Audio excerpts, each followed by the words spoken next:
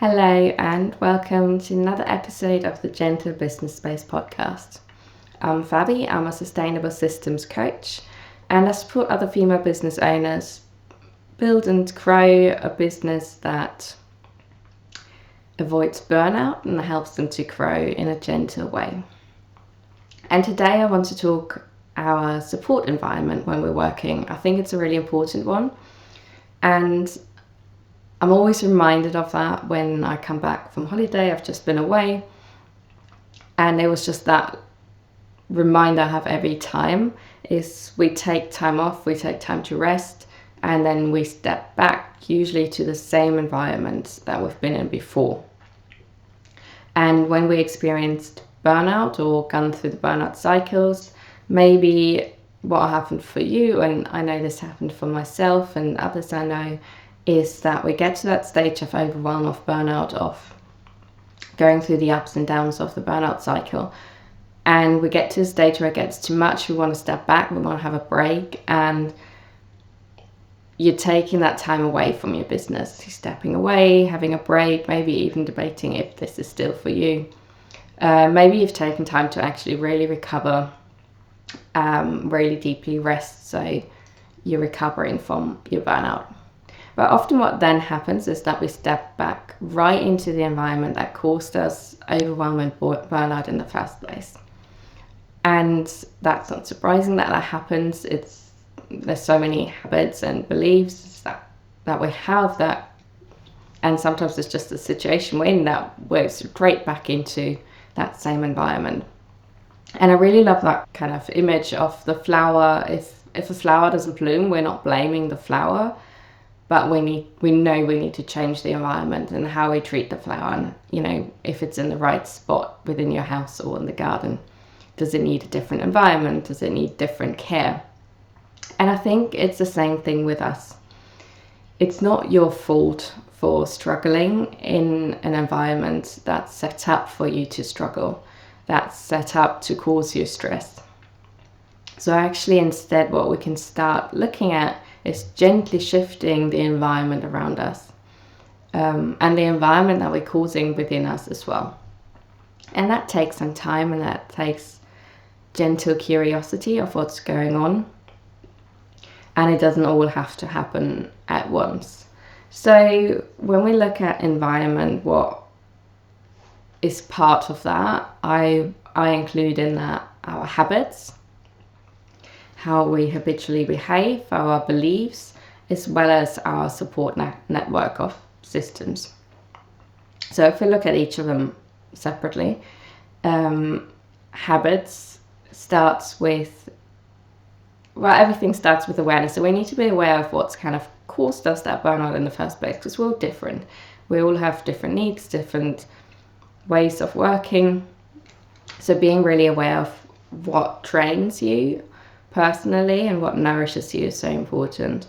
I know for me, one thing that always drains me is scrolling on my phone a lot during the day. It seems fine in the moment, but over time I can notice that it causes me overwhelm. Or not taking a break, or working through the whole day. Patterns of overworking, of doing too much, we're going into beliefs in a second with that, but these are things that drain me. Or comparing myself, again, spending too much time online, looking at what other people do. And you might have other things that lead to feeling drained and overwhelmed for yourself. But equally, then we can flip it around. If we're looking at changing our environment, we can have a look at what really nourishes you. So what are the things, the habits that nourish you? For me, it's usually very basic, isn't it? It's maybe drinking more water, going outside more. If I go for my regular walks, I feel so much better. If also in terms of habits, if you're working from home, it's really easy to stay at home all day.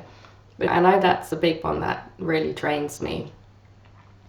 So nourishing things, going outside, exercising, what really helps you, having maybe time off your phone, spending more time with friends and family, being more intentional with your time. So really having a look at what is nourishing for you and building more of that.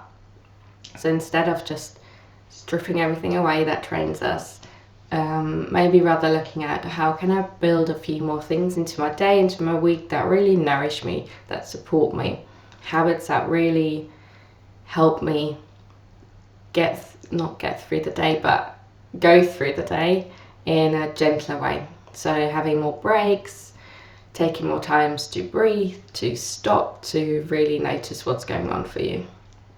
So that's our habits, the things that we just do on a daily basis that we're sometimes not even aware of. Sometimes it's about stepping back a little bit, noticing what is actually going on, and how can I build a few more habits into my day without overloading. We don't have to do everything straight away, but how can I build a few more of these habits into my day that really support me and nourish me without overwhelming me. So taking one gentle step at a time. And then I think a really big one is our beliefs. And I think a lot of the things that we believe lead then to our habits. So it's really important to look at these beliefs, like having to earn rest, our worthiness being connected to how much we work, nothing ever being enough. So there's nothing wrong with being ambitious, of course. But sometimes the perfectionism and the nothing's quite ever enough takes over, and that can really lead to ignoring our needs, to pushing past where we should be going, maybe, or past what's good for our well-being. So really noticing, why are we still, why are you doing the things that you're doing? Is it really connected to you, or is it coming from a place of a negative or a not helpful belief that maybe we're not feeling enough, and only if we're working more, if we're earning more, we're going to be worthy of other people's love and affection. So there's a lot to it, and I invite you to be really gentle with it when you explore this. But when we start noticing these beliefs of, I have to work hard, or only if I work more I can be successful. So there's so many thoughts that we have around work and rest and worthiness, especially as well as if you're a sensitive woman. I talk about this a lot because I think there's an extra pressure of I have to work like everyone else does, or otherwise I'm not doing enough, or not feeling good enough. It's easy to compare ourselves to that and think we have to do the same, and maybe feel like we're failing if we don't.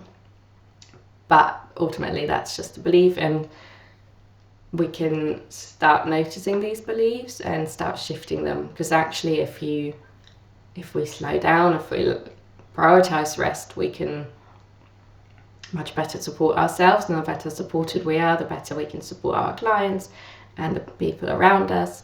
And the fact that we deserve rest no matter how much we work, and that our worthiness isn't connected to how much we've worked. But on a logical level, that's really easy to say, and it takes much longer to really embody that, to really change these thoughts, because they're so ingrained from society. But it is okay to do things differently. It is okay to do things slower, to slowly shift these beliefs, because they then have an impact on our habits as well. If we believe that we have to work really hard in order to be successful, or in order to be worthy, then our habits will reflect that, and we keep going back to that cycle of overworking, of not stopping, not pausing, not taking care of ourselves.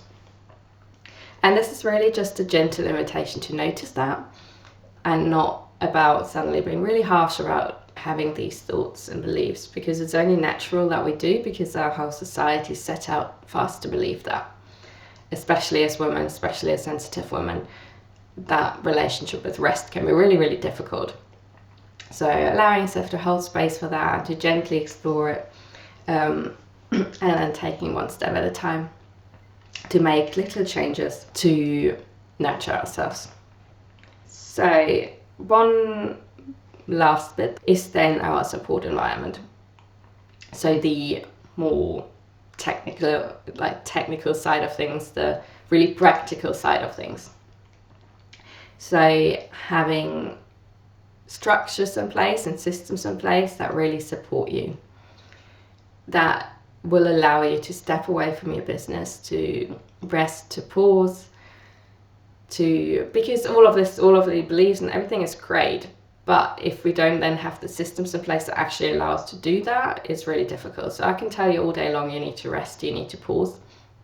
But if your to-do list is endless, if you have so many different things you're offering or you're constantly delivering in your business, in client work, then pausing is very difficult. So we do also need to change really the practical side of our work so that it works for us, so that it supports you, your strengths, your way of working. So these are, for example, how you offer structures. What do you offer and how do you offer it? How many days a week are you delivering? How much of your time goes into delivery, and is that really supportive of your energy? If you're a bit more sensitive, maybe you don't like being in that delivery mode all the time or into a one-to-one space all the time, because it can be really draining. So we're going back to really knowing what trains you, what nourishes you. So really being aware of that, and then maybe starting to adjust what you're offering and how you're offering it so it supports you. So then it moves into your kind of business systems. If you're doing everything manually at the moment, all the time in the present moment, like posting every single day, for example, then that can be really draining as well. So putting in systems in place that help you automate these processes, let you grow your email list without constantly being there, like having an automated freebie, or batching your content so that you're not constantly in that creative space, because that's really can be really draining as well. Having a really clear calendar, creating an ideal calendar. I'll talk about different aspects of this, like batching or your ideal calendar in different episodes. But having a really clear calendar with time off, planning your time off first and then adding your tasks, batch creating, and coming back to the calendar, taking that time off first and making a plan that actually works for the time that you do have. Because I know we want to plan for our ideal world and get everything done, but actually if we're really clear on how much time do we actually have, and time that we can, I think we can think we have a lot of time, but actually according to our capacity, does that actually work for us? So being really aware of how many hours, how much space do you have during the day before you get really exhausted or drained. And I know again that usually comes comparison of, in my old job I used to work 8-9 hours, whatever it was. It doesn't have to be this way. You can do less. It's absolutely fine. It's your ideal way of working. You went self-employed, you created your business because you want to support yourself in a better way. You want to support others, but you want to do it in a way that you enjoy. So there's no point pushing yourself for long hours just because that's what you used to do. You're doing this because you wanted to do things differently. And so it's absolutely okay to work less hours, really being aware of it and then accordingly plan. So it might mean letting go of things, letting go of tasks, and planning a little bit less so it fits within the day, so that you have time to go for a walk, that you have time for exercise, you have time for being with your loved ones, because that's what it's all about, isn't it? What is the point of then still working 10 hours a day, being exhausted, with less security at the end of the day? Well, you don't always have security either with the job, but sometimes it's that question of, are you really still enjoying what you're doing if you're constantly working? Why are you doing this? And what would be more nourishing? What would be nicer? So really reconnecting to that, of finding that balance of inviting more of that joy, of that free time, of that space, flexibility, freedom that you wanted in the first place, and balancing that with a workload that's accessible for you, that works for you, your life, your capacity. And yeah, that means letting go sometimes of things, and also getting support. Maybe it's a coach, or maybe it is a VA. Although with VAs, I would always say, working as a VA as well, knowing what you're doing first and having a little bit of structure first can be really helpful, and still looking at your beliefs and habits, because if you're prone to overworking and doing too much, having a VA won't solve that problem, because that time that you're outsourcing, you're just going to load with more time working yourself again. So there's a bit of a balance to have, I think. But overall, having that systems of support structures and different technical systems and practical systems that can help you to work in that more sustainable way. And with all these different points, to add to that is, let's not try to do that all at once. I know it can be very tempting, but usually that causes more overwhelm again. Allow that to unfold step by step. Start with one little thing, one thing that keeps coming up for you, that causes you stress and overwhelm, that you notice maybe drains you, or that you're really aware of that keeps coming up. And then take one gentle step, gentle change at a time. And over time that will grow, and it will change over time again. I've been working on changing these little things for a long time now, and I've come so far from where I used to be and how I used to work. And I know there's still things I want to change, and there's still things over time I want to adjust. But sometimes that's not all possible all at once. I can't just drop everything, but I can make those gentle changes one step at a time, and not being too harsh with yourself on that journey. No, it's difficult sometimes, and sometimes there's outside environments that we can't account for, that we can't plan for, and sometimes it just happens that we overwork, that we don't take a break, and that happens. And I think we just need to meet ourselves with compassion. There's so many outside factors that we can't account for that cause us stress, that cause us delays in our work. So the best laid plans don't always work out. So when I say, we can all make these gentle changes, we can, but of course we have to consider that it's not going to be perfect, and it doesn't have to be perfect. It's not about creating an end system that we never change again. It's more how we gently approach how we work and prioritize our support environment, and maybe letting go of a few tasks that aren't actually that important, and instead making space for that walk, even though that can be difficult sometimes. So when in times where that's really difficult, really invite you to be compassionate with yourself, to be gentle with yourself, and inviting a little bit of curiosity, and just taking it small. But I hope there was a few things maybe out of today's episode that was helpful, that you can implement. If you like more support with this, it's something I explore on a one-to-one basis in my Calm and Connectors Business Reset container, where we explore this more, how we can create that really supportive environment for you with the right systems, really getting to know yourself again, your business, what's working for you, what isn't, and putting systems in place that really support you so that you can continue sharing what you're passionate about, because really that's what it's all about, isn't it? Whilst also supporting yourself. So we don't forget about that. So if you're interested in that, please just get in touch. I'll be happy to have a chat with you about it. And as always, I'd love to know what is your biggest takeaway from today's episode. So let me know in the comments, and what's your biggest insight? What are you taking away?